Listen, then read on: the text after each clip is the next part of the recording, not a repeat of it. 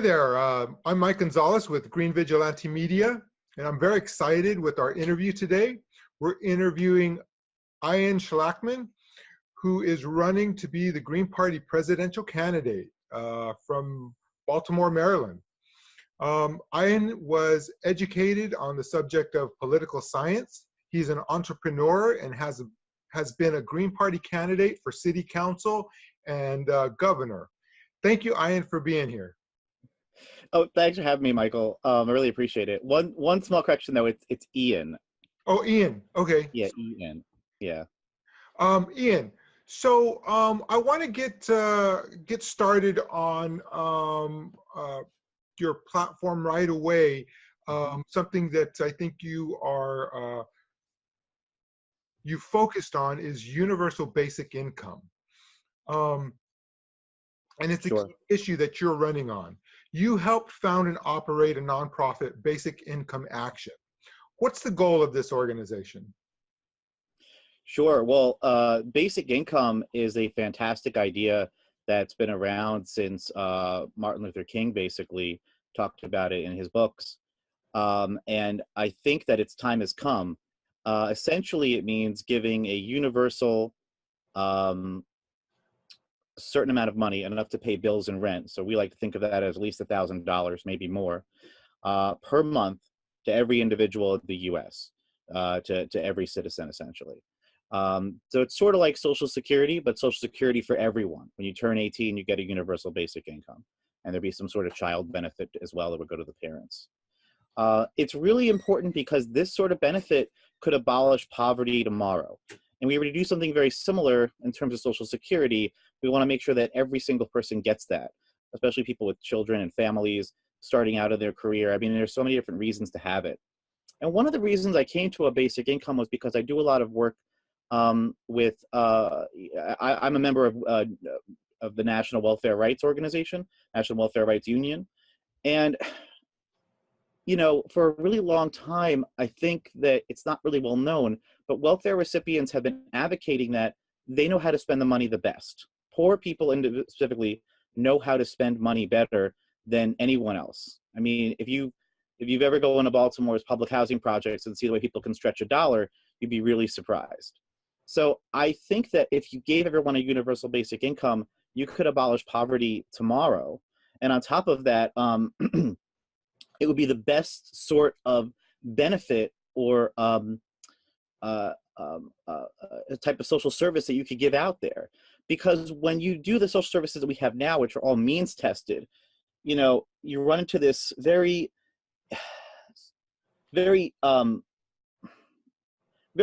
negative dilemma, I think they call it, where basically the more income that you make privately, the less income that you can get from social services.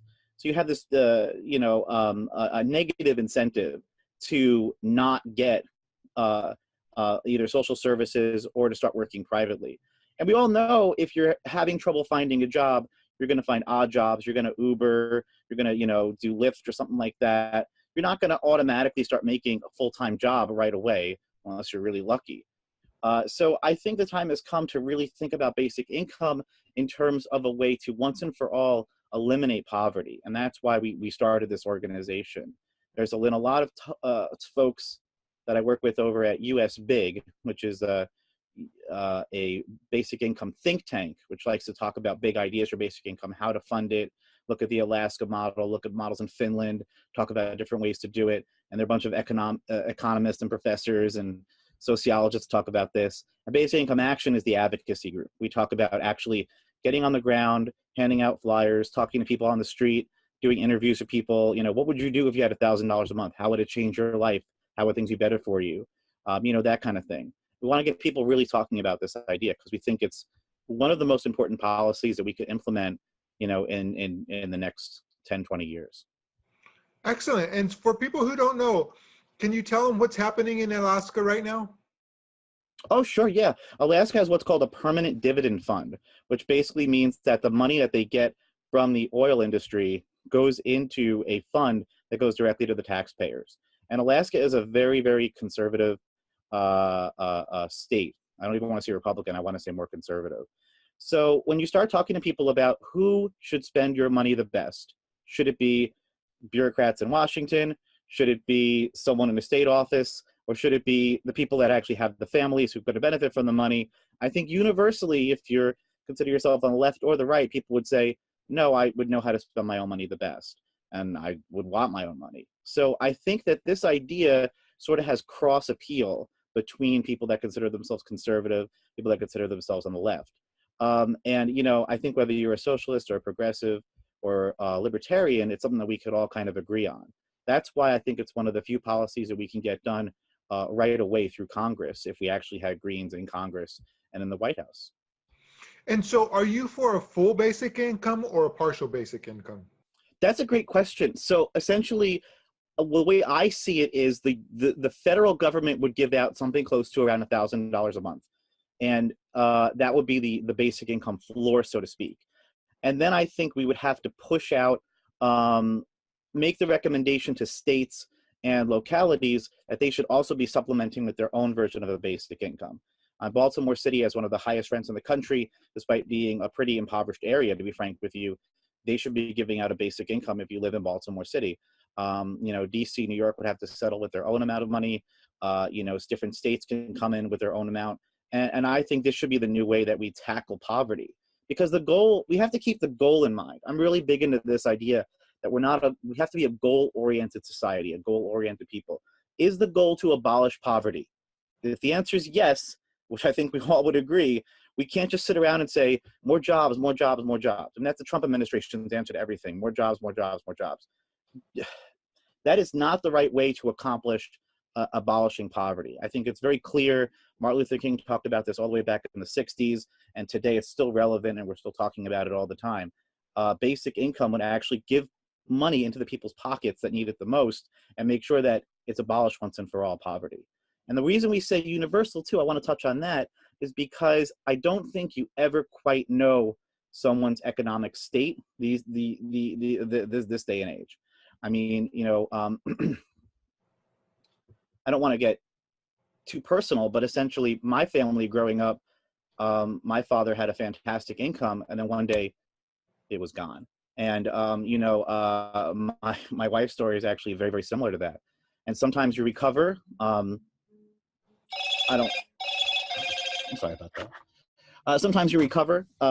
Sometimes, you know, financially, you know, you do find another job. And sometimes you'll never find that job again, and you'll find yourself in a totally different career, or maybe you're done with your career preemptively early. I mean, you know, I'm not too into the automation theory of basic income. I do believe that, you know, we are automating away a lot of jobs, but I am a socialist, and I do know that the capitalists that run our businesses would always seek that way to automate every single job possible. So, I mean, it's really important for us to understand that capitalists and businesses don't owe us a job, and they don't owe us, you know, we fight for a fair wage. They're never going to just hand over a fair wage. So it's really important for us to start thinking in terms that make a little more economic sense for us. You know, having a guaranteed basic income in our pockets would make a lot more sense, you know, I think, than some of the policies we currently have for alleviating poverty. So what you touched on was something I think that the libertarian view is that with automation and artificial intelligence, there's going to be less work to do. So it's going to take maybe less hours for us. And is that correct, that's why they advocate for a universal basic income? I think the libertarian point of view is that they don't like social services. And so if the government's going to collect taxes, they want it to go right back into people's pockets rather than be this like long list of tests. I mean, some of these tests that they have for getting social services now are just absolutely ridiculous. I mean, if you have someone living with you that happens to get a job, that could cancel your benefits for social services. If someone, this is not a joke, in Baltimore, I think it's across the country now, if you're smoking, if someone smokes in your public housing, like someone just comes in, lights up a cigarette and leave, they do a test on your wall to see if there's nicotine stains on it, you're out. I mean, it's really kind of ridiculous, and it's quite frankly just really punitive. I mean, it's just not there to help people, it's there to punish them, constantly punish them into this mindset. I kind of get that point of view, I do. You'd be surprised how many social service workers are actually a part of national welfare rights, or even part of basic income action, who know how broken our social service network is. I mean, did you know a large portion of our social services actually go to churches that put up billboards that say, marriages between a man and a woman, get married today to save money? I mean, that is something that the government actually calls social services and hands over to churches. That's sort of ridiculous. I think, you know, universally left and right, we can agree that's a complete waste of money.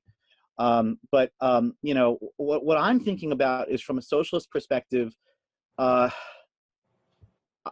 we have a shrinking unionized working class. Every day it grows smaller and smaller and smaller. I think we might want to reorganize around calling for a basic income guarantee, in addition to the $15 an hour and a union demands that we're already calling for. Because as they shut down factory after factory, like right here in Baltimore, they're shutting down a GM plant. I mean, those jobs are gone, and there's not really a call for what to do after that factory closes. You know, we're calling for that factory to be nationalized, because we know that as citizens, as voting citizens, our best shot of opening up that factory would be using the government. Because sitting there and asking GM to open it back up and then give us decent wages and then give us a union, I just don't have, I don't think that's a good use of our time.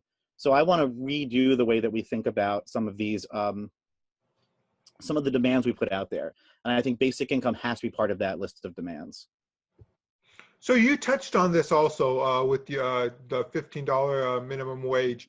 Are things like healthcare for all, free college tuition, and living wage jobs kind of a road to universal basic income, or how do they relate to it?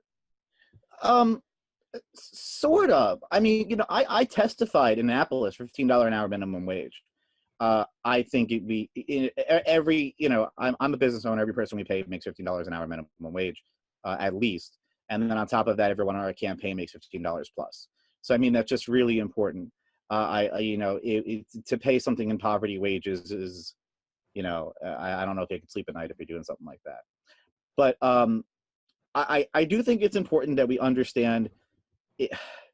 You know, I'm a socialist, and one of the reasons I really wanted to run with the Green Party is because I see that the Democrats are taking a lot of the socialist space up right now. They're kind of bringing socialists into that party, and I think that if we in the Green Party don't make it clear that we are the true anti-capitalist party, we're the true socialist party, here's our socialist vision, that we're not really going to get very far.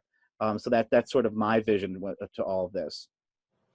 So, I mean, of course, I think fighting $15 an hour is really important. I think unionizing is really important. But I also think that having those demands, you can't just have demands for certain times. You have to have a list of demands that you can make no matter who's in office. You know, right now, you know, there's a, I'll give you an example. So in Maryland, there was a fight statewide to bring $15 an hour around. And, you know, that bill never went anywhere. So they took it down to Baltimore City, and Baltimore City was supposed to have a $15 an hour vote. The vote wound up failing, and they were going to have another vote. The mayor vetoed $15 an hour minimum wage. They were going to have a veto override vote. And then they played some dirty tricks in the back room, never got the veto override vote. And meanwhile, the mayor also campaigned a $15 an hour minimum wage, got union endorsement based on her pledge to support $15 an hour minimum wage. Wow. So what did they do? They didn't do another vote in Baltimore to save face for the mayor, who was facing heat from progressives. They brought it back up to the state level and decided to, you know, let the mayor just ride out. And, you know, I personally, I think that we've got to have demands at every single level of government. I know we're in an age right now of, you know, Trump is, you know, rightfully so, horrible, monstrous, like cartoonishly bad president. But, you know, I also think that if we don't go back to the local level and say, okay, you know, Trump's in power on top, but that doesn't give you the right to not give us $15 an hour minimum wage below, or, you know, move on this progressive legislation you said you're going to do. So in my opinion, you know, basic income and also like demands for more public housing, demands for Medicare for all, all these demands have to be kept at the front and center of our movement, because you never know what you're going to have to be demanding for that day. Because they're going to do stuff, they're going to move stuff around for you. They're going to make statements like, oh, Trump's never going to give us this, so then we got to go to the state level. Then we got to go to the city level. We have to continue the pressure campaign. We can't let the movement die out. We can't let the movement just wash away because we have to say, oh, well, the Republicans are in power now, we'll just quit it for a year and come back when the Democrats are in power. Like that's just not the right way to go about this. It's about raising class consciousness. And that means showing folks what demands that they can make in their local area, all the way up to the top, to the presidency. Excellent. And this is one of my least favorite questions, but I know I have to ask it. How do we finance it?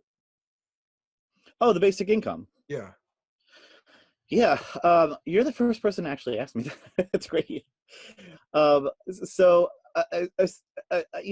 Essentially, there have been a couple of different ways that we have talked about to finance it. One would be, you look at the Alaska Permanent Fund, and essentially they're financing it off of oil. I don't think that's a good idea. I mean, I want to make this really clear, though. The oil industry, which we're trying to get away from, right? Yeah. Even though it's better than them just taking the profits for themselves, at least we're tapping into the profits. I don't think that's the right way to go.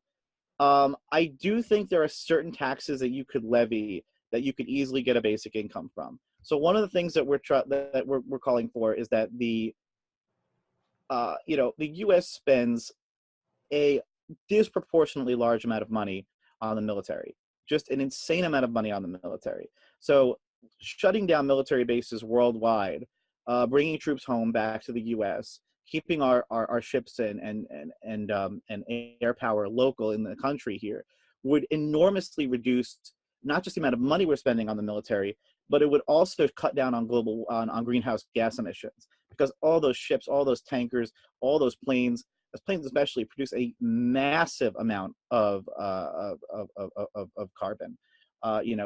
So this is a major issue that we could look at it from two different ways. Not only would it help reduce climate change, but it would also help save us a ton of money, which could then be used for programs like a basic income.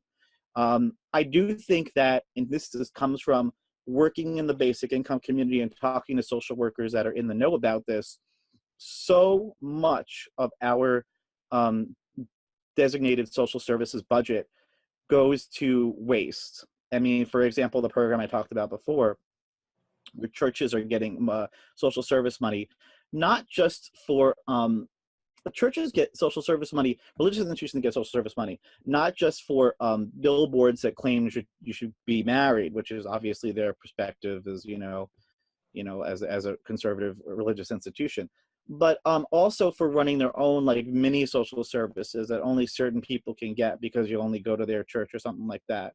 The enormous amount of waste in the social service community is rampant, and it's a real problem that we have to talk about. So I do think that there are ways to take a lot of that money and put it into a basic income. And then the final thing that I would do is, and I ran in 2014 on this when I ran for Congress, would be to actually use Social Security to do Social Security for all. So we increase a Social Security fund. And the way they're talking about expanding it now, I would go further and expand it all the way down to 18. Fill that account with as much money as possible. We have to increase taxes on the wealthy. Absolutely. I mean, I think this has become a universally accepted conclusion. We've had taxes on the wealthy that were far higher, into the 90%, in the early 1900s, and nowadays they're just abysmally low, and it's so easy for businesses to hide money. They're never paying any taxes at all. Talk about Amazon or even Trump's companies. It's absolutely insane.